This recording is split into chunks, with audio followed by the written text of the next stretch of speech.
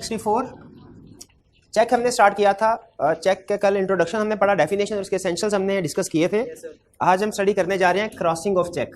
अच्छा, असाइनमेंट में आपका सिर्फ एक क्वेश्चन था, वो भी छोटा सा था, तो असाइनमेंट जो है वो मैं डिस्कस नहीं कर रहा आज, और मे भी इसी तरह कल भी हम असाइनमेंट डिस्कस ना करें। मैं चेक से रिलेटेड जितने भी क्वेश्चन हैं इनको फिर एंड पे इकट्ठा डिस्कस कर दूंगा। ठीक है, आप हर असाइनमेंट बेहतर है, साथ साथ अटेम्प्ट करते रहे इसको। जी, कल के लेक्चर में से कोई क्वेश्चन पूछना चाहते हो पूछ लीजिए। जी, असाइनमेंट ऑफ फंड का मतलब ये होता है कि किसी को पैसे अदा करने। वो कहता है कि जब आप किसी को चेक पे करते हैं तो इसका ये मतलब नहीं है कि आपने उसको पैसे अदा कर दिए। ठीक है, पैसे कब अदा, अगर मेरी लीगल ऑब्लिगेशन है कि मैंने किसी को पैसे अदा करने हैं और मैं उसको पैसों की बजाय चेक दे देता हूं, तो ये असाइनमेंट ऑफ फंड या transfer of cash, transfer of money नहीं है। मेरा चेक देना, जब तक कि दूसरी पार्टी इस चेक को कैश ना करवा ले। ठीक है, यही वो कह रहा है। अगर आप इसकी वर्डिंग पढ़ें, कह रहा है a cheque in itself is not assignment of fund, यानी अगर सिर्फ चेक आप किसी को देते हैं तो अभी आपकी लायबिलिटी पूरी नहीं हुई। ठीक है, cheque itself is not assignment of fund mean payment of money.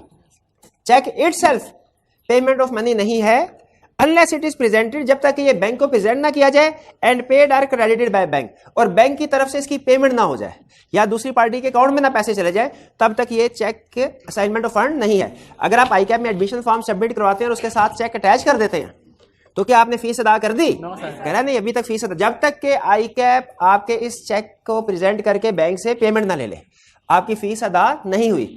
वो जो आपको सम टाइम एक्सेप्ट कर लेते हैं वो प्रोविजनल फॉर्म एक्सेप्ट किया जाता है, और वो होता है कि subject to realisation of payment of cheque. अगर चेक से पेमेंट हो गई उस वक्त समझा जाएगा असाइनमेंट ऑफ फंड या ट्रांसफर ऑफ फंड या पेमेंट ऑफ मनी हुई। क्लियर हुआ ये कंसेप्ट?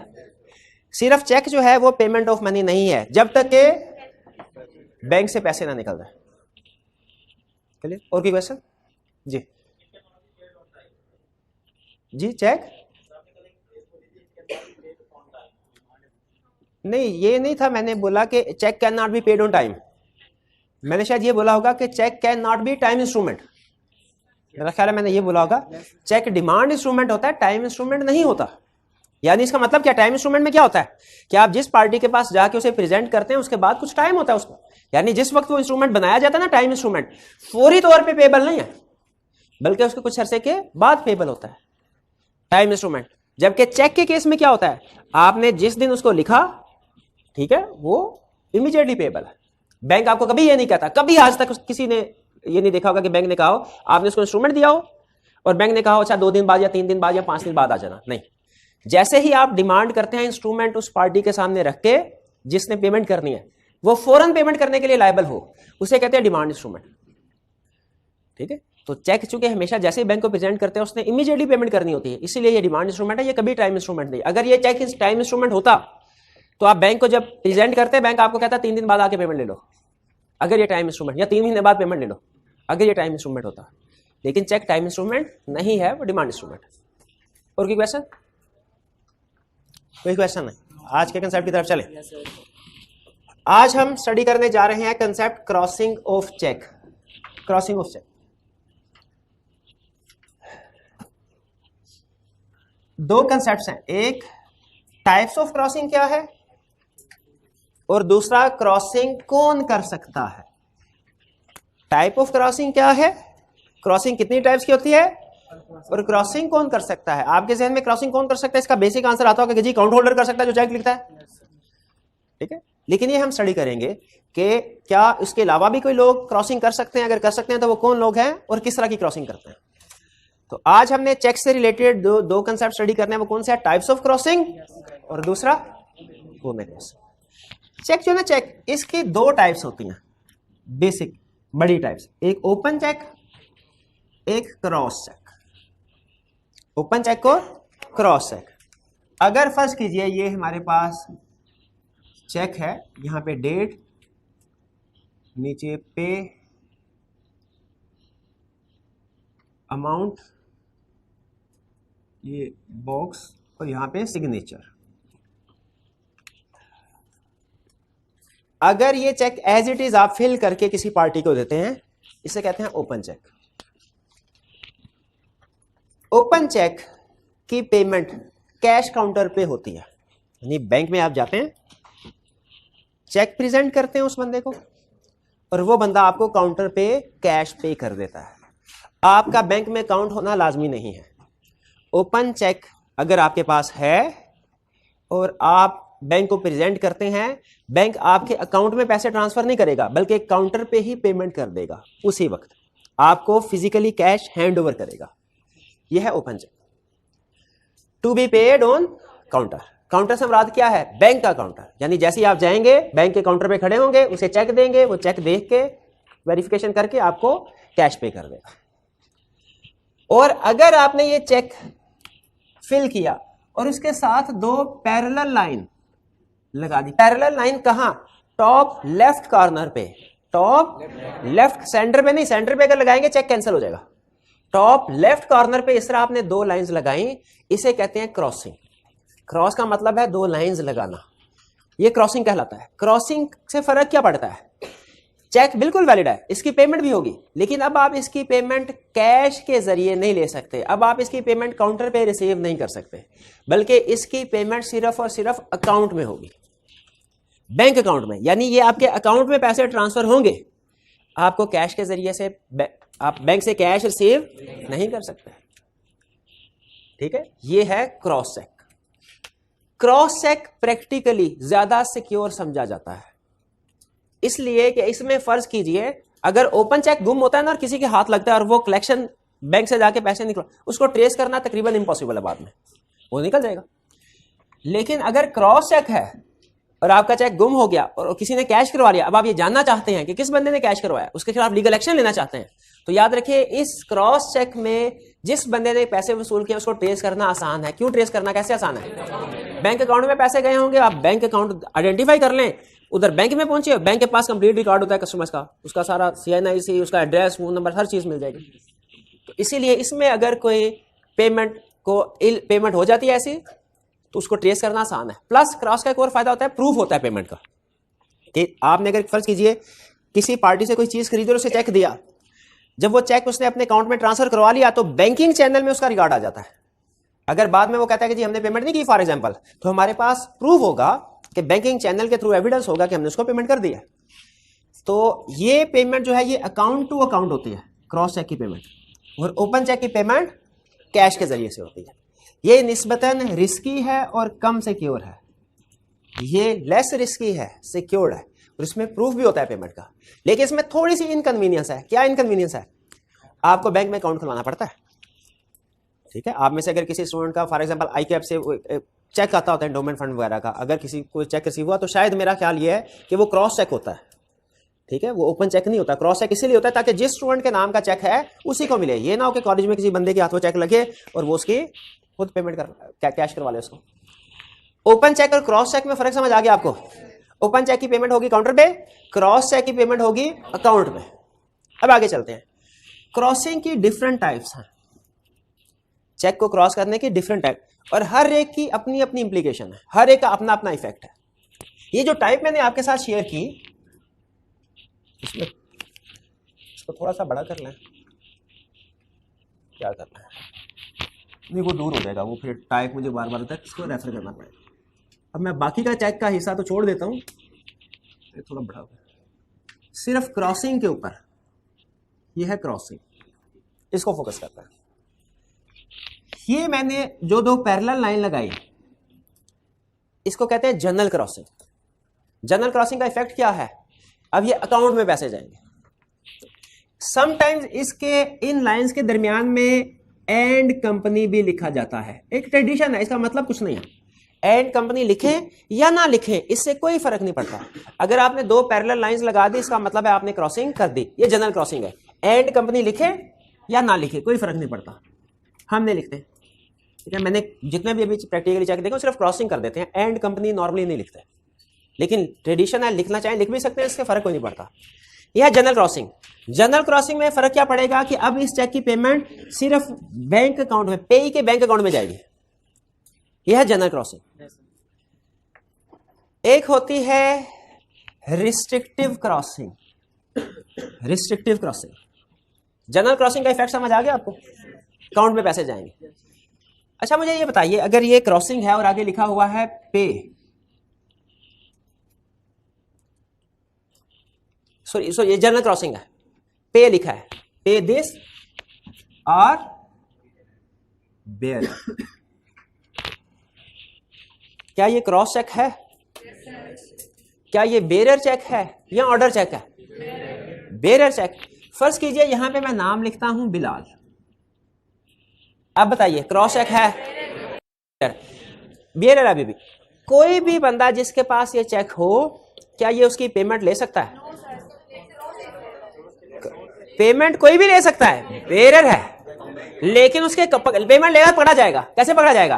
क्योंकि पैसे उसके अकाउंट में ट्रांसफर होंगे और हमें बाद में पता चल जाएगा किसने पेमेंट ली है। तो याद रखिए, बेरर चेक होना और चीज है, क्रॉस चेक होना और चीज है। बेरर का मतलब कोई भी पैसे ले सकता है और क्रॉस का मतलब अकाउंट में पैसे जाएंगे। ठीक है, क्रॉस का मतलब अकाउंट में पैसे जाएंगे और बेरर का मतलब कोई भी पैसा। अच्छा अब मुझे बताइए, बेरर का लफ्ज लिखा हुआ था, मैंने उसको काट दिया, ऑर्डर इंस्ट्रूमेंट। अब इसका मतलब है इस चेक की पेमेंट कौन ले सकता है? बिलाल नाम का बंदा, तो कोई भी बिलाल, और इसकी पेमेंट अकाउंट में जाएगी। फैक्ट समझ आ रहा है आपको? क्या ये चेक फर्दर निगोशिएट हो सकता है? क्या बिलाल इस चेक को निगोशिएट कर सकता है? कर सकता है, बिल्कुल इंडोर्स कर सकता है। ये चेक फर्दर निगोशिएट, एग्री करते हैं इसे? क्या ये चेक अभी निगोशिएबल है? यस है। यह है जनरल क्रॉसिंग। अब दूसरी टाइप आपको बताने लगा हूं, रिस्ट्रिक्टिव क्रॉसिंग। रिस्ट्रिक्टिव क्रॉसिंग में क्या होता है, पे, ये पे लिखा बिलाल और इधर लिख दिया जाता है अकाउंट पे ओनली। इस अकाउंट पे ओनली का मतलब क्या बोला? अकाउंट पे से मुराद जो पे है उसके अकाउंट में जाएं पैसे। अकाउंट पे से मुराद क्या है कि इस चेक की पेमेंट किसको हो? सिर्फ पे को, इसके अलावा और किसी बंदे को पेमेंट ना हो। ये निगोशिएबल इंस्ट्रूमेंट ही नहीं रहा। शाबाश। जब आप क्रॉसिंग में ये लिख दे कि ये अकाउंट पे ही ओनली है, या समटाइम सिर्फ अकाउंट पे ही का लफ्ज भी लिख दिया जाता है। अकाउंट पे ही का मतलब और अकाउंट पे ही ओनली का मतलब एक ही है। क्या? कि इस चेक की पेमेंट सिर्फ और सिर्फ पे ही को, और पे ही कौन है? बिलाल। ये है रिस्ट्रिक्टिव क्रॉसिंग। इसे रिस्ट्रिक्टिव क्रॉसिंग क्यों कहते हैं? क्योंकि इसने निगोशिएबिलिटी को रिस्ट्रिक्ट कर दिया। अब ये इंस्ट्रूमेंट फर्दर निगोशिएट नहीं हो सकता, ये निगोशिएबल नहीं रहा, ये निगोशिएबल नहीं रहा। यही वो बता रहा है। क्रॉसिंग की एक टाइप है जनरल। जनरल का मतलब क्या है? सिंपल दो लाइन लगा दे, यह है जनरल क्रॉसिंग। इसका इफेक्ट क्या होगा? अब काउंटर पे पेमेंट नहीं हो सकती, सिर्फ बैंक अकाउंट में पेमेंट होगी। दूसरी टाइप है रिस्ट्रिक्टिव क्रॉसिंग। रिस्ट्रिक्टिव क्रॉसिंग होती कैसे है? आप अकाउंट पे या अकाउंट पे ही ओनली लिख दे चेक के ऊपर और पे का नाम स्पेसिफाई कर दे। अब इससे फर्क क्या पड़ा? अब ये फर्दर निगोशिएट नहीं हो सकता। क्यों? क्योंकि आपने इंस्ट्रक्शन दे दिया बैंक को। क्या इंस्ट्रक्शन दी? कि इस चेक की पेमेंट सिर्फ पे के अकाउंट में करें, सिर्फ उसको करे जो पे है। और पे कौन है? स्पेसिफाई किया हुआ आपने, बिलाल। अब ये cheque can be credited into bank account of specified person only. अब ये फर्दर निगोशिएबल नहीं रहा, इसलिए तो इसे रिस्ट्रिक्टिव क्रॉसिंग कहते हैं, क्योंकि इसने रिस्ट्रिक्ट कर दिया। किस चीज को रिस्ट्रिक्ट किया? फर्दर निगोशिएशन को। ये फर्क समझ आया? जनरल क्रॉसिंग में क्या होता था? To be credited into bank account only. Restrictive crossing में क्या है? To be credited into bank account of payee only. ठीक है, ये किसी के भी, जनरल क्रॉसिंग किसी के भी बैंक अकाउंट में जा सकते हैं पैसे। रिस्ट्रिक्टिव क्रॉसिंग सिर्फ पे के बैंक अकाउंट में पैसे जा सकते हैं, ये फर्दर निगोशिएट नहीं हो सकता। यहां तक क्लियर? तो अभी तक हमने क्रॉसिंग की दो टाइप्स पढ़ी, जनरल और रिस्ट्रिक्टिव। दोनों क्लियर है? तीसरी टाइप, अगर मैं क्रॉसिंग करूं और इसमें लिख दूं नॉट निगोशिएबल, अगर कुछ भी नहीं लिखता जनरल क्रॉसिंग, अगर अकाउंट पे ही लिख देता हूं स्पेशल रिस्ट्रिक्टिव क्रॉसिंग, और अगर मैं नॉट निगोशिएबल का वर्ड यूज कर देता, ये भी क्रॉसिंग की एक टाइप है। तब भी नॉट निगोशिएबल से जो सबसे पहला मतलब आपके जहन में आएगा वो गलत है। सबसे पहला लफ्ज क्या जहन में आता है? कि ये फर्दर निगोशिएट नहीं हो सकता। गलत। अगर ये फर्क होता, यही फर्क होता, तो फिर रिस्ट्रिक्टिव क्रॉसिंग ही ठीक था, नॉट निगोशिएबल क्यों इजाद हुआ? अगर यही काम करना था, अगर निगोशिएबिलिटी को रिस्ट्रिक्ट ही करना था, तो उसके लिए तो रिस्ट्रिक्टिव क्लॉजिंग मौजूद थी। नॉट निगोशिएबल का वर्ड क्यों जात हुए? नॉट निगोशिएबल का मतलब यह नहीं है कि फर्दर निगोशिएशन नहीं हो सकती, थोड़ा सा मिसलीडिंग है। इसीलिए आई क्या भी बार बार पूछता है कि नॉट निगोशिएबल अगर चेक के ऊपर लिखा हो उसका इफेक्ट क्या बताएं, और जो स्टूडेंट कॉमन सेंस से अटेम्प्ट करते हैं वो कहते हैं फर्दर निगोशिएट नहीं हो सकता। इसका मतलब ये हरगिज नहीं है। इसका अगर आपने कंप्लीट मीनिंग समझना है ना, कंप्लीट मीनिंग, तो वो ये है, अगर नॉट निगोशिएबल लिखा हो, पहले समझा रहा हूं, एग्जाम में नहीं लिखना, ये समझने के लिए बता रहा हूं। नॉट निगोशिएबल लिखा हुआ इसका मतलब है not negotiable by thief, not negotiable by thief. नहीं समझ आया ना? सुनिए, हमने निगोशिएबल इंस्ट्रूमेंट का एक कैरेक्टरिस्टिक पढ़ा हुआ है कि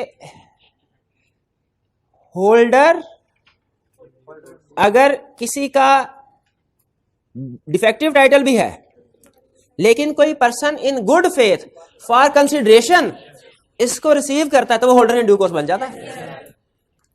रूल क्या पढ़ा हमने कि जब कोई भी पर्सन इंस्ट्रूमेंट को रिसीव करता है इन गुड फेथ फॉर कंसिडरेशन, वो होल्डर इन ड्यू कोर्स बन जाता है, चाहे इंस्ट्रूमेंट देने वाले का टाइटल डिफेक्टिव क्यों ना हो। इन भाईजान ने इनको चेक दिया, इन्होंने चोरी कर लिया, ये होल्डर है कि होल्डर इन ड्यू कोर्स? अब एग्जांपल जरा गौर से सुनिएगा। इन भाईजान ने चेक इनको दिया पेमेंट करने के लिए, इनका गुम हो गया या चोरी हो गया, इन भाईजान ने उठा लिया, ये होल्डर के holder in due course? Holder है, होल्डर इन ड्यू कोर्स नहीं है। पैसे ले सकते हैं लेकिन ट्रू ओनर नहीं है, बाद में अगर पैसे लेते हैं तो इन्हें वापस करने पड़ेंगे। लेकिन अगर ये मेरे पास आए और मेरी दुकान से कुछ चीजें खरीदी और ये चेक मुझे दिया, मैंने इन गुड फेथ फॉर कंसिडरेशन ये चेक रिसीव कर लिया, मैं कौन हूं? मैं होल्डर इन ड्यू कोर्स हूं, होल्डर नहीं, क्योंकि मैंने for consideration in good faith. अब अगर मैं इस चेक की कलेक्शन करवा लेता हूं, इस चेक की कलेक्शन करवा लेता हूं, तो ट्रू ओनर मेरे खिलाफ केस फाइल नहीं कर सकता, मैं इसको पैसे देने के लिए लायबल नहीं। मैं कहूंगा मैं तो होल्डर इन ड्यू कोर्स था, आपने एक्शन लेना है ना, तो जिस बंदे से मैंने चेक लिया था उसको पकड़े जाएंगे। मेरे खिलाफ कोई एक्शन नहीं लिया जा सकता कि मैंने चोरी का चेक क्यों कैश करवाया, क्यों नहीं लिया जा सकता, मैं होल्डर इन ड्यू कोर्स।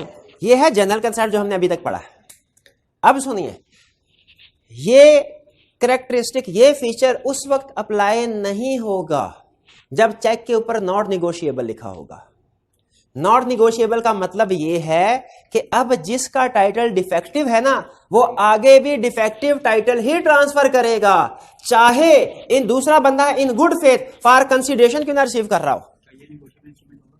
ये निगोशिएबल इंस्ट्रूमेंट होगा, लेकिन इसका ट्रांसफर डिफेक्टिव टाइटल के साथ होगा। फिर से सुन लीजिए, इन्होंने इन भाईजान को चेक इशू किया, उसके ऊपर लिखा नॉट निगोशिएबल, ये इन्होंने अच्छा काम किया। क्या किया? अच्छा काम किया। अब ये चेक अगर गुम हो गया, चोरी हो गया, इनके पास पहुंचा, ये मेरे पास आए, ये होल्डर है कि holder in due course? Holder. ये मेरे पास आए और चेक दिया, मैंने for consideration in good faith चीजें बेच दी और चेक ले लिया। अब मैं कौन हूं? मैं होल्डर इन ड्यू कोर्स नहीं हूं। हालांकि मैंने इन गुड फेथ फॉर कंसिडरेशन चीजें दी है, लेकिन चूंकि चेक के ऊपर नॉट निगोशिएबल लिखा हुआ है, तो इसका मतलब यही था कि थीफ इसको निगोशिएट नहीं कर सकता।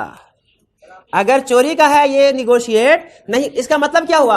आपके पास अगर कोई पार्टी चेक लेके आए ना किसी का, उसके ऊपर अगर नॉट निगोशिएबल नहीं लिखा हुआ, आपको कोई तफ्तीश करने की जरूरत नहीं है, आप इन गुड फेथ फॉर कंसिडरेशन चीजें बेचे, चेक की पेमेंट आपको मिल जाएगी। लेकिन अगर नॉट निगोशिएबल लिखा हुआ है, तो चूंकि नॉट निगोशिएबल के केस में जो डिफेक्टिव टाइटल वाला है वो किसी भी केस में गुड टाइटल ट्रांसफर नहीं कर सकता। तो जब मैं नॉट निगोशिएबल वाला चेक मेरे सामने आएगा, मैंने कंफर्म करना है कि इनका गुड टाइटल है। ये कंफर्म करना मेरी जिम्मेदारी होगी, क्योंकि अगर इनका टाइटल डिफेक्टिव हुआ तो मेरे पास भी टाइटल, चाहे मैं इन गुड फेथ फॉर कंसिडरेशन क्यों ना काम करूं। यानी नॉट निगोशिएबल जिस चेक के ऊपर लिखा हुआ है वो निगोशिएट हो तो सकता है, लेकिन सिर्फ वही बंदा कर सकता है जिसका गुड टाइटल हो। जिसका डिफेक्टिव टाइटल है, अगर वो नॉट निगोशिएबल वाला चेक निगोशिएट करता है तो वो भी निगोशिएट हो जाएगा, लेकिन आगे टाइटल कौन सा जाएगा? डिफेक्टिव टाइटल ही जाएगा। तो इसका मतलब ये नहीं है, नॉट निगोशिएबल का मतलब ये नहीं है कि कोई भी निगोशिएट नहीं कर सकता। नॉट निगोशिएबल का मतलब क्या है कि जिसका डिफेक्टिव टाइटल है वो आगे निगोशिएट नहीं कर सकता, और अगर करेगा तो आगे भी डिफेक्टिव टाइटल ही जाएगा, चाहे दूसरी पार्टी ने in good faith for consideration क्यों ना किया होगा। नॉट निगोशिएबल वर्ड समझ आया? अब मुझे बताइए, नॉट निगोशिएबल में और रिस्ट्रिक्टिव क्रॉसिंग में फर्क है कि नहीं? रिस्ट्रिक्टिव क्रॉसिंग का मतलब क्या है कि बस सिर्फ इसी बंदे को पेमेंट होगी और किसी को नहीं होगी। ये है नॉट निगोशिएबल, मतलब जिसे हम कहते हैं नॉट निगोशिएबल नहीं हो सकता। लेकिन अगर किसी चेक के ऊपर लिखा गया है वर्ड नॉट निगोशिएबल, तो इसका वो मतलब नहीं है जो बज़ाहिर समझ में आता है अल्फाज पढ़ के यही समझ में आता है ये भी रिस्ट्रिक्टिव क्रॉसिंग है। लेकिन अगर ये भी रिस्ट्रिक्टिव क्रॉसिंग होती है तो ये इजाद ही होता दुनिया में, फिर तो ये काफी था ऑलरेडी रिस्ट्रिक्टिव क्रॉसिंग। इसका नॉट निगोशिएबल का मतलब क्या है? ये स्टिल ट्रांसफरेबल है, ये स्टिल निगोशिएट हो सकता है। अगर किसी चेक के ऊपर नॉट निगोशिएबल लिखा है, स्टिल ट्रांसफरेबल है, स्टिल निगोशिएट हो सकता है। लेकिन ये एक अहम फीचर अब खत्म हो जाता है। क्या अहम फीचर? अहम फीचर क्या था जो अब अप्लाई नहीं होगा? कि डिफेक्टिव टाइटल वाला गुड टाइटल को भी ट्रांसफर कर सकता है अगर फॉर कंसीडरेशन गुड फेथ हो। ये हमारा पहला फीचर था। लेकिन नॉट निगोशिएबल लिखा है तो फिर ये फीचर नहीं रहेगा। इसका मतलब है डिफेक्टिव टाइटल वाला हमेशा आगे डिफेक्टिव टाइटल ही ट्रांसफर कर, चाहे दूसरे बंदे ने in good faith for consideration क्यों ना इंस्ट्रूमेंट लिया हो। ये बात समझ आई? Holder of defective title can not transfer good title in any case. Normal case में defective title good title transfer कर सकता है अगले बंदे को, शाबाश, for consideration in good faith. लेकिन अगर नॉट निगोशिएबल लिखा है तो फिर होल्डर ऑफ डिफेक्टिव टाइटल कभी भी नहीं कर सकता आगे गुड टाइटल ट्रांसफर। ये फर्क समझ आया? तो नॉट निगोशिएबल में और रिस्ट्रिक्टिव क्रॉसिंग में फर्क है, ये फर्क ध्यान में रखना है। एग्जाम में वो ये पूछेगा। ये चूंकि कंफ्यूजिंग होता है नॉट निगोशिएबल, स्टूडेंट अल्फाज से अंदाजा लगाने की कोशिश करते हैं इसका मतलब क्या होगा, और वो गलत अंदाजा, इसीलिए आई कैप इसको ज्यादातर पूछता है। तो इस कंसेप्ट को, नॉट निगोशिएबल वाले कंसेप्ट को आप ध्यान में रखेंगे। चलिए, कोई क्वेश्चन है तो पूछ लीजिए यहां जी। हाँ, नॉट निगोशिएबल में ट्रू ऑनर किससे? फर्ज कीजिए इन्होंने चेक इनको दिया नॉट निगोशिएबल, इन भाईजान ने चोरी कर लिया, ये होल्डर है, चोर है और होल्डर भी हैं। इन्होंने चेक मुझे दिया, मैंने इन गुड फेथ फॉर कंसीडरेशन वो चेक लिया, लेकिन चूंकि उसके ऊपर नॉट निगोशिएबल लिखा था तो मैं कौन हूं? होल्डर। अब अगर मैं चेक कैश करवा लेता हूं तो ये भाईजान किसके खिलाफ केस करेंगे? मेरे खिलाफ केस करेंगे, मेरे से पैसे लेंगे। क्या मैं इनको ये कह सकता हूं मैंने तो गुड फेथ लिया था? वो कहेगा उसके ऊपर मैंने नॉट निगोशिएबल इसलिए लिखा था। मैंने आपको बताया था नॉट निगोशिएबल इन्होंने लिखा तो अच्छा काम किया, क्योंकि अब इनको पता है कि चोरी का होगा ना, तो फिर भी जिस बंदे ने अल्टीमेटली कैश कलेक्ट करवाया होगा मैं उसे पैसे निकलवा लूंगा। तो अब ये पैसे किससे रिकवर? मेरे से। अब मेरा जो नुकसान हुआ है मैं इनसे रिकवर करवाऊंगा, लेकिन अब ये मेरी सरदर्द होगी, इनकी सरदर्द नहीं होगी। ये कोर्ट में जाएंगे, एप्लीकेशन डालेंगे, कोर्ट बैंक को कहेगा ट्रांसफर करो इसके अकाउंट से वापस इसके अकाउंट में। इनका तो मिनटों में क्लियरेंस हो जाएगी अगर कोर्ट ऑर्डर दे दे। मुझे भागदौड़ करनी पड़ेगी, इनको ढूंढना पड़ेगा, पकड़ना पड़ेगा। ठीक है, तो इसीलिए नॉट निगोशिएबल लिखने से चेक मजीद सिक्योर हो जाता है। एक तो क्रॉसिंग से सिक्योर हो जाता है ना, ठीक है, कि अकाउंट में पेमेंट जाएगी, और नॉट निगोशिएबल से मजीद सिक्योर हो जाता है जी। अगर रिस्ट्रिक्टिव चेक चोरी हो जाए तो इसको बिलाल ये निस्बतन कम सिक्योर है नॉट निगोशिएबल की निस्बत। क्यों भला? रिस्ट्रिक्टिव क्रॉसिंग, इन्होंने क्वेश्चन का यह अगर रिस्ट्रिक्टिव क्रॉसिंग वाला चेक चोरी हो जाए, यहां पे लिखा हुआ है अकाउंट पे ही ओनली, तो इसका मतलब है इसको सिर्फ बिलाल ही रिसीव कर सकता, बिलाल के अलावा और कोई बंदा नहीं कर सकता। ठीक है, लेकिन बिलाल नाम के तो कई लोग हो सकते हैं, तो कोई भी बिलाल रिसीव कर सकता है। अगर कोई दूसरा Bilal number 2, 2 number Bilal, 1 number Bilal से चोरी कर लेता है और फिर वो आगे किसी को, फर्ज कीजिए वो इसको कैश करवा लेता है, बैंक इसको पेमेंट कर देगा इसकी। इसीलिए अब प्रैक्टिकली, बुक में नहीं है लिखा हुआ, लेकिन प्रैक्टिकली कंसेप्ट आपको बता रहा हूं। अगर आपने रिस्ट्रिक्टिव क्रॉसिंग करनी हो ना, तो नाम के साथ ब्रैकेट में आईडी कार्ड नंबर लिखते हैं, आईडी कार्ड नंबर लिखते हैं। एक दफा एक प्रैक्टिकल बात आपके साथ शेयर करता हूं। एक बैंक में अगर आपके, ये बिलाल है ना, बिलाल, एक बिलाल अहमद है, एक बिलाल कुरैशी है। अगर बिलाल अहमद के नाम का चेक या बिलाल कुरैशी ले गया, बैंक पेमेंट नहीं करता होता। एक था, एक पार्टी ने पेमेंट की, उसमें मेरा जो नाम था वो थोड़ा सा चेंज कर दिया, तो बैंक नॉर्मली चूंकि सेंसिटिव ट्रांजैक्शन होती है पेमेंट नहीं करता था, लेकिन उस पार्टी ने एक गलत काम ये किया कि मेरा नाम थोड़ा बहुत चेंज कर दिया। लेकिन सही काम क्या किया, उसके आगे ब्रैकेट में आईडी कार्ड नंबर ठीक लिख दिया। तो बैंक ने मुझे वार्न किया कि आइंदा से पार्टी से जब चेक लेना तो अपना नाम देख लिया करें कि सही पूरा नाम है कि नहीं। ठीक है, और आईडी कार्ड नंबर भी आपको पेमेंट कर रहे हैं हम, लेकिन सिर्फ इस वजह से बेनिफिट देखे कि आईडी कार्ड नंबर लिखा हुआ है और हमने चेक कर लिया कि वाकई आप ही का है, आप इसलिए पेमेंट कर रहे हैं। तो याद रखें, अगर कभी रिस्ट्रिक्टिव क्रॉसिंग करनी हो ना, तो अकाउंट पे ही ओनली लिखें, नाम लिखें, लेकिन अभी भी याद रखें ये पूरा सिक्योर नहीं हुआ। क्योंकि एक नाम के एक से ज्यादा लोग होते हैं, बेहतर होता है साथ ब्रैकेट में आईडी कार्ड लिख लें, NIC लिख के आगे उसका नंबर लिख लें। तो वो अब इसका मतलब है पूरे पाकिस्तान में सिर्फ यही एक बंदा है जिसको पेमेंट हो सकती है, वरना आपको पता है बुखारी 2 भी हो सकते हैं, ठीक है, लेकिन बुखारी के साथ अगर NIC नंबर लिख देंगे तो वो एक ही होगा, वो रिस्ट्रिक्टिव प्रोसेस, वो बेहतर है जी।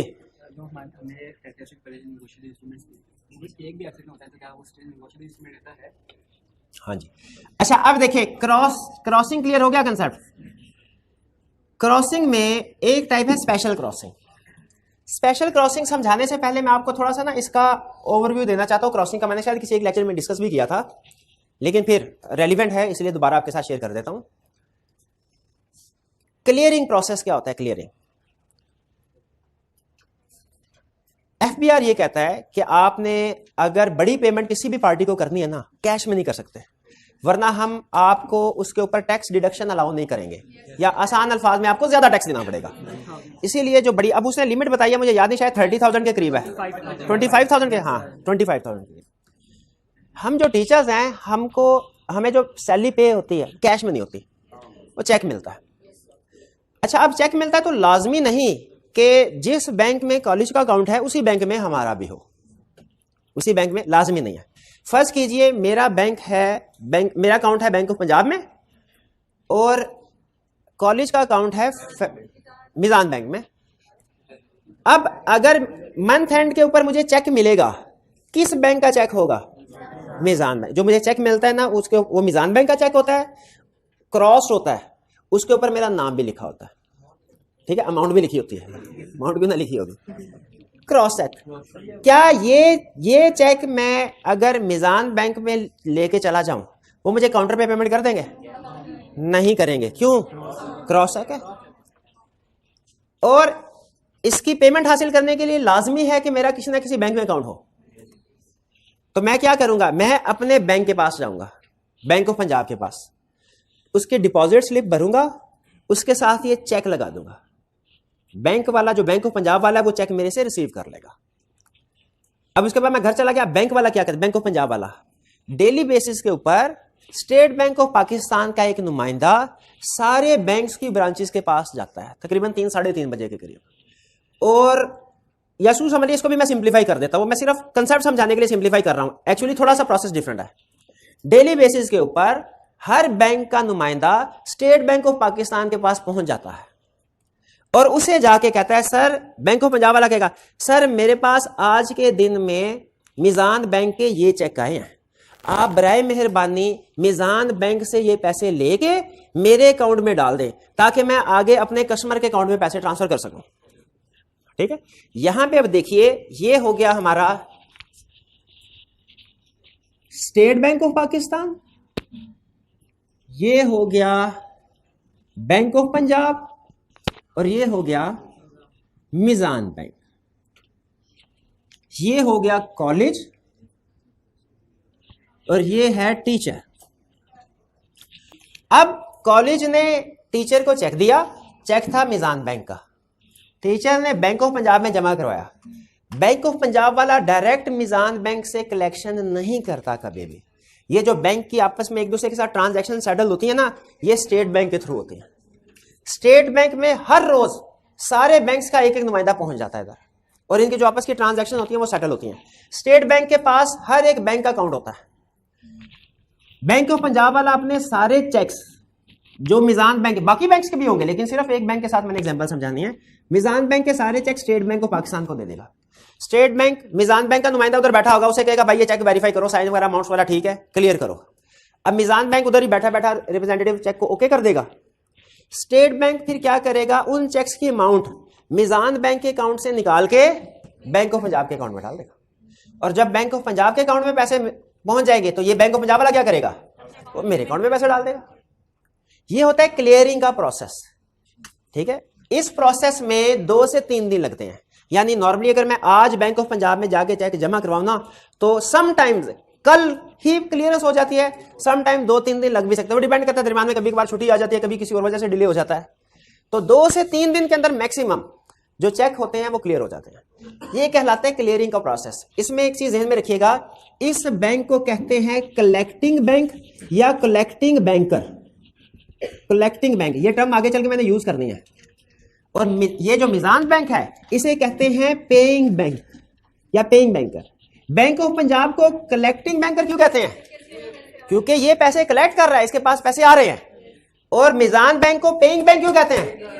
क्योंकि ये पैसे पे कर रहा है। तो कलेक्टिंग बैंक और पेइंग बैंक में फर्क जहन में रखिएगा, क्योंकि सम टाइम ना, अभी तो कहानी, आज के लेक्चर में कहानी सारी अच्छी चलेगी, कल के लेक्चर में गड़बड़ होगी कि अगर चेक चोरी का हो, उसमें सिग्नेचर गलत हो, उसके वो चेक जो है उसमें कोई ना कोई डिफेक्ट है, फिर भी उसकी पेमेंट हो जाती है, तो बताइए कलेक्टिंग बैंकर लायबल है, पेइंग बैंकर लायबल है, या दोनों प्रोटेक्टेड हैं, कोई भी लायबल नहीं। कल के लेक्चर में हम ट्विस्ट पढ़ेंगे। आज तो आपको सिंपल कंसेप्ट समझा रहा हूं ना, सिंपल के क्लियरिंग का प्रोसेस क्या है। और इसमें खास तौर पर मैंने कहा 2 टर्म्स आपने ध्यान में रखनी है, कलेक्टिंग बैंकर और पेइंग बैंकर। ठीक है, किसी केस में, कल कहानी में ट्विस्ट आएंगे, किसी केस में कलेक्टिंग बैंकर लायबल होगा, किसी में पेइंग बैंकर लायबल होगा, किसी में हो सकता है दोनों प्रोटेक्टेड हो, कोई भी लायबल ना हो। जैसे थोड़ा सा सोचें, अगर सिग्नेचर गलत है, अगर चेक चोरी का है, नॉर्मल आपको पता है, एक दफा बताया था आपको कानूनी शहादत, कि जिसके पास चोरी का सामान बरामद हुआ, कानून पहली नजर में उसको चोर समझेगा, जिसे चोरी का सामान। तो अगर मेरे पास चोरी का चेक आया और मैंने बैंक ऑफ पंजाब को दिया, बैंक ऑफ पंजाब ने मीजान बैंक से पेमेंट ले ली, ठीक है, तो क्या बैंक को मुझे सिर्फ सजा चोरी की कि बैंक ऑफ पंजाब को भी? क्योंकि चोरी की अमाउंट कलेक्ट करने में बैंक ऑफ पंजाब ने भी तो मेरी हेल्प की। ये एक क्वेश्चन आपके जहन में बिठा रहा हूं, इसका आंसर अभी नहीं बताऊंगा। क्वेश्चन ये है कि क्या इस केस में कलेक्टिंग बैंकर लायबल है कि नहीं लायबल, ये कल के लेक्चर में पढ़ेंगे। अभी सिर्फ आपको सिस्टम बता रहा हूं। कल जब मैं कलेक्टिंग बैंकर बोलूं ना, तो आपके जहन में फौरन आ जाए बैंक ऑफ पंजाब, और जब पेइंग बैंकर बोलूं तो आपके जहन में फौरन आ जाए मीजान बैंक। ठीक है, ये स्ट्रक्चर डिटेल में समझाने का मकसद एक ये था, हालांकि पहले भी ब्रीफली मैंने शायद किसी लेक्चर में बताया, क्योंकि कल का लेक्चर जो है उसमें ये कंसेप्ट यूज होगा। अच्छा, आप सुनिए, बैंक ऑफ पंजाब जब चेक लेके जाता है ना स्टेट बैंक के पास, उधर सिर्फ बैंक ऑफ पंजाब या मीजान बैंक नहीं होते, उधर पाकिस्तान के हर बैंक का रिप्रेजेंटेटिव मौजूद होगा। तो हो सकता है कोई अगर एक बड़ा चेक हो तो शरारतन कोई दूसरा बैंक इसका चेक चुपके से उठा के खुद कैश करवा ले, हालांकि बाद में उसे वापस करना पड़ेगा, लेकिन असल में होता ही है ये। आपको पता है पाकिस्तान, आप फाइनेंशियल स्टेटमेंट्स प्रिपेयर करते हैं ना, अकाउंटिंग के क्वेश्चन नहीं करते आप लोग? अकाउंटिंग एग्जाम्ड है और FR1 नहीं दे रहे? चले मैं आपको एग्जांपल बता देता हूं। हर कंपनी का एक फाइनेंशियल ईयर होता है जिसकी उसने फाइनेंशियल स्टेटमेंट बनानी होती है। बैंक्स का फाइनेंशियल ईयर एंड होता है 31 दिसंबर। 1 जनवरी को बैंकिंग ट्रांजैक्शंस नहीं होती, उन्होंने अपनी क्लोजिंग करनी होती। और 31 दिसंबर पे बैंक के पास जितने डिपॉजिट्स हैं ना, उन्होंने अपनी बैलेंस शीट में लिखने होते हैं, और ये बैंक का एक अहम की परफॉर्मेंस इंडिकेटर होता है। इसीलिए 31 दिसंबर और 30 जून हाफ ईयर एंड होता है, 31 दिसंबर फुल ईयर एंड होता है। इन 2 डेट्स में बैंक की कोशिश होती है कि इनके पास ज्यादा से ज्यादा डिपॉजिट्स हों, चाहे 1 जनवरी को बैंक खाली क्यों ना हो जाए। लेकिन 31 दिसंबर को चूंकि ये फाइनेंशियल स्टेटमेंट बनके सारी दुनिया के पास जानी है, तो उनकी कोशिश होती है कम से कम 31 दिसंबर को उनका बैलेंस ज्यादा से ज्यादा हो। इसलिए हो सकता है कोई बड़ा चेक हो, आज 30 दिसंबर है, ठीक है, मे भी आज या कल कोई जब बैंक सारे इकट्ठे हो, बड़ा चेक हो, तो एक बैंक आर्जी तौर पे अपने बैलेंस को ओवरस्टेट करने के लिए कोई क्लियरिंग का चेक हो और बैंक ऑफ पंजाब से गिर जाए, वो उठा के उसको कैश करवा ले, और 2 दिन बाद कहे सॉरी सर जी गलती होगी, ये ले पैसे वापस ले लें। लेकिन नुकसान हो जाएगा क्या? 31 दिसंबर को दूसरे वाले बैंक को फायदा हो जाएगा, उसके डिपॉजिट ज्यादा शो हो रहे होंगे। इसलिए एक और क्रॉसिंग इजाद हुई, इसे कहते हैं स्पेशल क्रॉसिंग। स्पेशल क्रॉसिंग में क्या होता है कि लाइंस लगा दी जाती हैं, लाइंस लगाई भी जाती है, नहीं भी लगाई जाती, लेकिन इस पे बैंक का नाम लिख दिया जाता है। जैसे मेरे पास जो चेक आया था वो किस बैंक का प्रिंटेड चेक था? मीजान बैंक। मैंने बैंक ऑफ पंजाब को दिया, बैंक ऑफ पंजाब अकलमंद आदमी था, उसने स्टेट बैंक के पास जाने से पहले इसके ऊपर लिख दिया, अकाउंट पे ही अलग लिखा हुआ है, इसके ऊपर एडिशनली लिख दिया क्या? Bank of Punjab. अब हालांकि देखिए इस चेक के ऊपर 2 बैंक्स के नाम आ गए, एक मीजान बैंक जो प्रिंटेड है और एक दूसरा जो बैंक ऑफ पंजाब इसने खुद लिखा है। बैंक ऑफ पंजाब का मतलब क्या वाला? अब स्टेट बैंक से इसकी पेमेंट सिर्फ बैंक ऑफ पंजाब ले सकता है। अब अगर ये चेक गिर भी जाता है और फर्स्ट कीजिए उधर से UBL वाला बंदा बैठा है, वो चेक को उठा लेता है, क्या वो स्टेट बैंक को कहेगा कि ये मीजान बैंक से मुझे पेमेंट ले दो? स्टेट बैंक कहेगा भाई ये तो स्पेशल क्रॉसिंग हुई है बैंक ऑफ पंजाब। अब ये चेक सिर्फ और सिर्फ एक ही बंदा कलेक्ट कर सकता है, कौन? Bank of Punjab. ये है स्पेशल क्रॉसिंग। स्पेशल क्रॉसिंग में हमेशा नाम किसी ना किसी बैंकर का आएगा, बैंकर का आएगा, और कलेक्टिंग बैंकर अपना नाम लिखता है। क्लियर हुई ये बात? हाँ, इसमें दो कंसेप्ट सिर्फ स्पेशल क्रॉसिंग में आपको बताने हैं। मेन कंसेप्ट समझ आ गया आपको? दो कंसेप्ट। पहली चीज, क्या स्पेशल क्रॉसिंग सिर्फ बैंक करेगा या कि होल्डर ऑफ इंस्ट्रूमेंट भी कर सकता है? दोनों कर सकते हैं। होल्डर भी, यानी मैं भी स्पेशल क्रॉसिंग कर सकता हूं और bank of Punjab. Practically holder मैंने नहीं जिंदगी में कभी देखा स्पेशल क्रॉसिंग करता हुआ। लॉ ने इजाजत दी हुई है लेकिन मैंने नहीं कभी देखा, क्योंकि उसका कंसर्न ही नहीं है। ठीक है, जो स्पेशल क्रॉसिंग प्रैक्टिकली करता है वो बैंकर ही करता है, लेकिन लॉ ने दोनों की इजाजत दिया। और दूसरी चीज, स्पेशल क्रॉसिंग होगी, बैंक ऑफ पंजाब ने लिख दिया ये, लेकिन उस दिन फर्ज कीजिए बैंक ऑफ पंजाब के जिस बंदे ने जाना था उसकी तबीयत खराब हो गई, बैंक ऑफ पंजाब वाले की तबीयत खराब हुई, साथ ही स्टैंडर्ड चार्टर्ड वाला बैठा हुआ था। बैंक ऑफ पंजाब कहने लगा यार ऐसा करो, मेरी तबीयत आज खराब है लेकिन आज ये एंड है तो कलेक्शन होना जरूरी है, तुम ऐसा करो कि ये चेक ले जाओ और उधर से मेरे अकाउंट में डलवा देना, स्टेट बैंक से कह के। स्टैंडर्ड चार्टर्ड वाला कहेगा नहीं मैं तो नहीं जा सकता। क्यों बोला? कहेगा ये तो स्पेशल क्रॉसिंग हुई है, अगर मैं ले जाके स्टेट बैंक को दूंगा वो समझेगा मैंने चोरी किया है, उठाया है। तो स्पेशल क्रॉसिंग में तो पेमेंट सिर्फ बैंक ऑफ पंजाब को होगी, स्टैंडर्ड चार्टर्ड वाले को तो नहीं हो सकती। लेकिन बैंक ऑफ पंजाब वाला जा भी नहीं सकता, आज उसकी तबीयत खराब है और है भी ये रेंट, है भी ये रेंट, आज की आज पेमेंट भी जरूरी है। बैंक ऑफ पंजाब क्या करेगा? लॉ ने एक रास्ता दिया है। लॉ ने कहा है अगर एक चेक स्पेशली क्रॉस है ना, वो अगेन स्पेशल क्रॉस हो सकता है। किसको? एजेंट को। कलेक्टिंग बैंक का एजेंट अगर चाहे तो स्पेशली क्रॉस चेक को अगेन स्पेशल क्रॉसिंग कर सकता है। किसको? अपने एजेंट को। किस लिए? फॉर कलेक्शन, ताकि वो उसके बिहाफ पे कलेक्शन करे। तो बैंक ऑफ पंजाब यहां पे दोबारा लिख देगा नीचे स्टैंडर्ड चार्टर्ड बैंक और अपना ठप्पा लगा देगा, ताकि पता चल जाए कि उसने ये आगे दे दिया। ये स्पेशल क्रॉसिंग अगेन जो होते हैं ना, ये एक तरह से with in the banking system endorsement है। ये है एक तरह से एंडोर्समेंट ही, लेकिन विद इन बैंकिंग सिस्टम है। कुछ समझ आई? ये है स्पेशल क्रॉसिंग। एक मिनट है, जरा कंप्लेक्स हो गया कंसेप्ट, मैं खुद शुरू वाली चीजें भूल गया, मुझे से निकल गया। क्विक रिवीजन करते हैं। ये मैं अब आपको कंसेप्ट नहीं पूछूंगा, चेक में चेंजेस करके आपसे पूछूंगा कि ये किस किस्म की चेंज है और इसका इफेक्ट क्या है। अब इधर आ जाते हैं।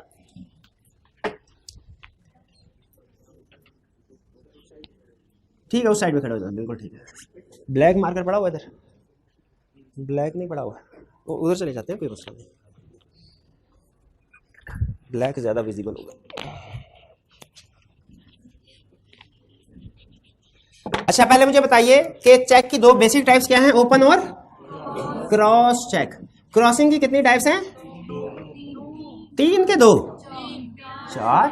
कौन कौन सी टाइप्स हैं? General crossing, restrictive crossing, special crossing और नॉट निगोशिएबल। हाँ 4, ठीक है। ये लिखा हुआ है डेट इधर, ये है पे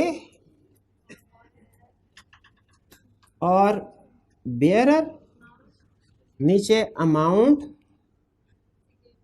ये डब्बा, नीचे सिग्नेचर। ठीक है, इसको मैं थोड़ा सा नीचे कर। क्लियर? इस चेक के ऊपर लिख दिया 60,000 और ये चेक दूसरी पार्टी को दे दिया। टाइप ऑफ चेक बताइए? Open cheque. दूसरी पार्टी अगर चाहे तो इसको निगोशिएट कर सकती है, पेमेंट लेना चाहे तो पेमेंट ले सकती है। और क्या ये पेमेंट काउंटर पे हो सकती है? यस, हो सकती है। ठीक, नेक्स्ट मैंने क्या किया, अब 2 पैरेलल लाइन ड्रॉ कर ले, क्रॉस चेक। इसका इफेक्ट क्या? ये कौन सी क्रॉसिंग है? जनरल। इसका इफेक्ट क्या हुआ? अब इस चेक की पेमेंट सिर्फ अकाउंट में होगी, बैंक अकाउंट में, काउंटर कैश काउंटर पे पेमेंट नहीं हो सकती।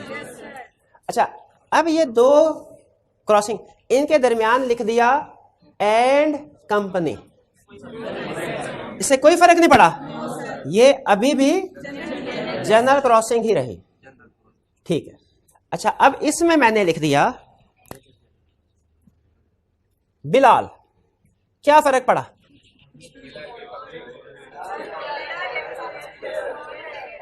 कोई भी फर्क नहीं पड़ा।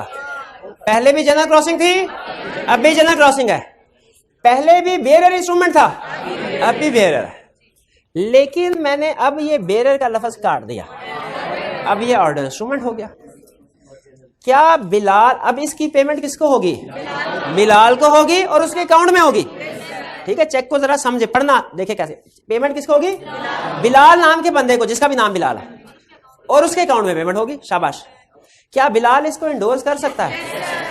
अगर चेक चोरी हो जाए और सईद इसको उठा के जमाल को दे दे, Jamal in good faith for consideration receive करे, Jamal holder in due course है।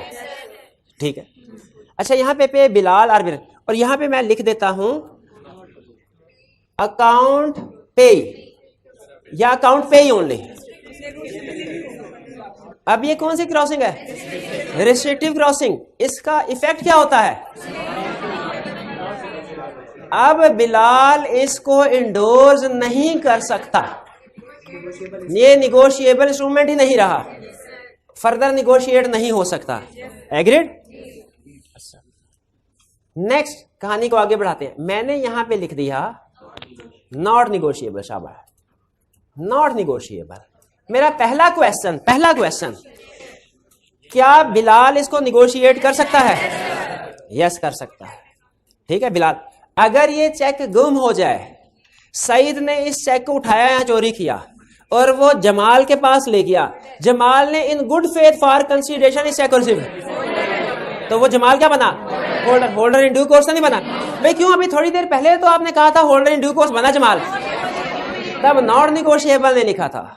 इसका मतलब है नॉट निगोशिएबल लिखा हो तो बिलाल इसको स्टिल निगोशिएट कर सकता है। नॉट निगोशिएबल से ट्रांसफरेबिलिटी पे फर्क नहीं पड़ता। फर्क किस चीज पे पड़ता है कि डिफेक्टिव टाइटल वाला गुड टाइटल ट्रांसफर नहीं कर सकता, किसी भी केस में नहीं कर सकता, चाहे इन गुड फेथ फॉर कंसीडरेशन क्यों ना हो। बिलाल ने ये चेक ले जाके दे दिया अपने बैंक को, उसका बैंक था एबीएल और ये चेक है एमसीबी का। एबीएल ने इसके ऊपर लिख दिया ABL special crossing, special crossing. अब इसका फर्क क्या पड़ा? इसकी कलेक्शन सिर्फ एबीएल कर सकता है, इसके अलावा कोई बैंक नहीं कर सकता। मेरे सिर्फ 2 क्वेश्चन, अगर आपने आंसर दे दिया आज का लेक्चर तकरीबन खत्म। पहला क्वेश्चन, स्पेशल क्रॉसिंग क्या होल्डर ऑफ द इंस्ट्रूमेंट कर सकता है कि सिर्फ बैंक ही कर सकता है? होल्डर ऑफ द इंस्ट्रूमेंट भी कर सकता है, बैंक भी कर सकता है। दूसरा क्वेश्चन, क्या specially cross cheque again specially cross हो सकता है? किस पर्पस के लिए होगा? एजेंट को फॉर कलेक्शन। जिस दिन एबीएल की तबीयत खराब होगी इसके रिप्रेजेंटेटिव की, तो ये हो सकता है कि दूसरे बैंक को कहे, यूबीएल को कहे कि जाओ मेरे बिहाफ पे तुम कलेक्ट कर लो। क्लियर हो गया? तो अब देखिए जरा क्विक से रिवीजन करते हैं। सबसे पहले चेक की कितने टाइप्स? ओपन, 2 टाइप, ओपन और क्रॉस। ओपन चेक कौन सा है? जिसकी पेमेंट कोई भी हासिल कर सकता है। अनक्रॉस चेक, जिसकी क्रॉसिंग नहीं है, पेमेंट आप काउंटर पे हासिल कर सकते हैं, अकाउंट लिखना होना जरूरी नहीं है। क्रॉस चेक कौन सा है? जिस चेक के ऊपर टॉप लेफ्ट पे 2 पैरेलल लाइंस लिखी होती हैं, उसमें सम टाइम एंड कंपनी लिखा होता है, सम टाइम एंड कंपनी नहीं लिखा होता। इसे क्या कहते हैं? General crossing. जनरल क्रॉसिंग का इफेक्ट क्या होता है? पैसे सिर्फ बैंक अकाउंट में जाएंगे। अगर आपका बैंक अकाउंट नहीं है तो आप सारी जिंदगी इसकी पेमेंट हासिल नहीं कर सकते। यह है जनरल क्रॉसिंग। और अगर मैं 2 पैरेलल लाइंस ड्रॉ करने के बाद उसमें अकाउंट पे ही लिख दूं, रिस्ट्रिक्टिव क्रॉसिंग का इफेक्ट क्या होगा? फर्दर ट्रांसफर, फर्दर निगोशिएट नहीं हो सकता। और अगर मैं 2 लाइंस के दरमियान में नॉट निगोशिएबल लिख दूं, तो ये ट्रांसफरेबल तो है लेकिन अहम फीचर अब नहीं एप्लीकेबल होगा। कौन सा?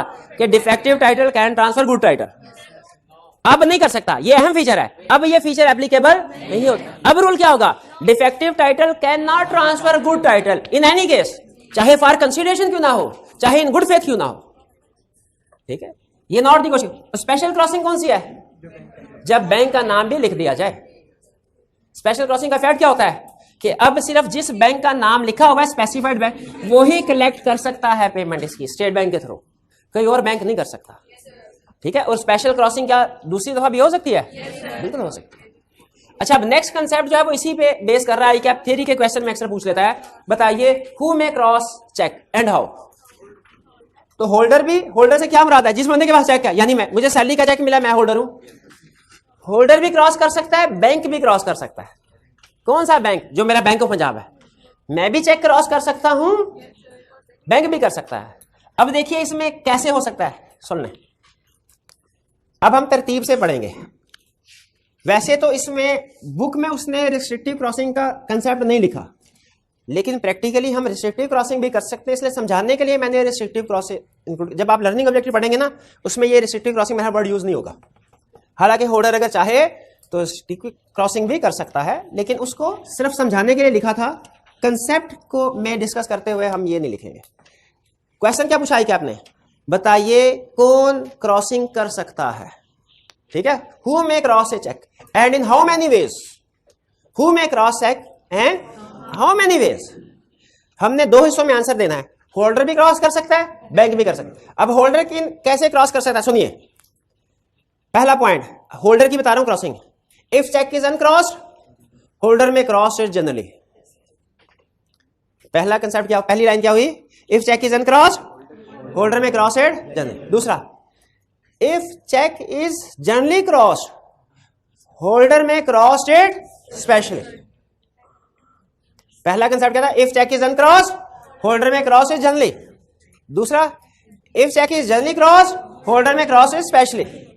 तीसरा concept, if cheque is generally crossed और स्पेशल क्रॉस्ड, होल्डर में add words not negotiable. 3 points बन गए हमारे। कंसेप्ट क्या था, क्वेश्चन क्या था, who may cross and how many veg. मैंने पहला पॉइंट क्या बताया, इफ होल्डर, पहले लिखा होल्डर फिर बैंकर। होल्डर में क्या, if cheque is uncrossed, holder में क्रॉस इज जनरली। दूसरा, if cheque is generally cross, holder में क्रॉस इज स्पेशली। तीसरा, if cheque is generally cross और स्पेशल क्रॉस, होल्डर में add words not negotiable on it. समझ आ गया। अब आ जाए बैंक। बैंक के नीचे 2 पॉइंट। बैंक में क्रॉस, अच्छा बैंक सिर्फ एक ही क्रॉसिंग करेगा, स्पेशल, जनरल या स्पेशल या रिस्ट्रिक्टिव नहीं करेगा। If cheque is generally cross, banker may cross is specially to himself. If cheque is generally cross और uncross, bank may cross is specially to himself. If cheque is specially cross, banker may again cross it specially, लेकिन अब की बात to himself नहीं कहना, to agent for collection, to agent for collection. यानी simple concept, holder चाहे तो general crossing करे। अब ये तो वो जो आपने लिखना था, 2 हरफी बात किया है कि भाई होल्डर भी क्रॉसिंग कर सकता है। कैसे, जनरल क्रॉसिंग भी कर सकता है, स्पेशल भी कर सकता है और नॉट निगोशिएबल भी कर सकता है। और बैंक कौन सी कर सकता है, स्पेशल क्रॉसिंग 1 दफा भी कर सकता है, 2 दफा भी कर सकता है। ये सिंपल कंसेप्ट, तो इसको लिख लेंगे सेंटेंस फॉर्म में। ये था हमारा आज का लेक्चर क्रॉसिंग के हवाले से। असाइनमेंट आपने अटेम्प्ट करनी है। कोई क्वेश्चन पूछना चाहे तो पूछ ले। जी जी पूछिए। जी जी